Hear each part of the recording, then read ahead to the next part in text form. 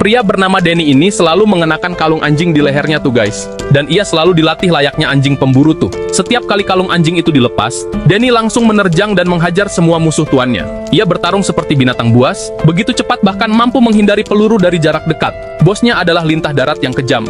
Jika ada yang tak membayar utang, maka Denny jadi senjata pamungkasnya.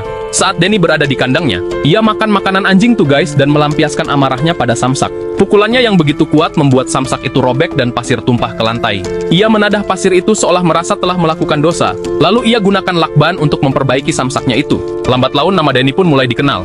Begitu kalungnya dilepas, lawan akan langsung membayar hutangnya karena takut akan kebrutalan Denny. Tapi suatu hari, bosnya menantang orang yang salah. Orang itu tahu kalau Denny tak bisa bertindak sebelum kalungnya dilepas. Serangan ke sang bos dan anak buahnya pun dimulai. Mereka dipukuli habis-habisan tapi Denny hanya berdiri terdiam. Bosnya yang terluka parah merangkak mendekati Denny dan melepas kalungnya. Seketika tatapan Denny pun langsung berubah. Ia langsung menerjang dan menghabisi para penyerang bosnya itu. Suatu hari, sang bos membawanya ke toko barang antik untuk menagih hutang. Saat menunggu, Denny melihat piano lalu menekan salah satu touch-nya. Ia pun terkejut dengan suara yang keluar lalu mundur ketakutan. Tiba-tiba seorang pria tua buta masuk dan mulai memainkan piano. Dengan ramah, ia mengajak Denny duduk dan memainkan tuts yang membuat Denny tenggelam dalam melodi. Tapi suara gaduh membuyarkan lamunannya. Ia segera berlari keluar dan melihat bosnya yang sedang dipukuli. Denny terlalu larut dalam musik hingga tak mendengar sinyal bosnya itu.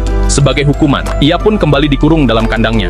Tak lama datanglah seorang pria yang ternyata adalah promotor pertarungan ilegal. Ia menyarankan agar Denny tak lagi dipakai untuk menagih hutang, melainkan ikut pertarungan karena uangnya lebih banyak. Sang bos pun setuju dan membawa Denny ke tempat pertarungan bawah tanah yang ilegal itu. Di dalam ring, sudah menunggu seorang juara yang tak terkalahkan. Kalung Denny pun dilepas. Dengan kepala menunduk, ia masuk dengan santai ke dalam ring. Hanya butuh 3 pukulan saja sudah cukup untuk membuat KO sang juara. Bosnya pun kayak mendadak tuh. Dalam perjalanan pulang, sang bos bertanya apa hadiah yang Denny inginkan.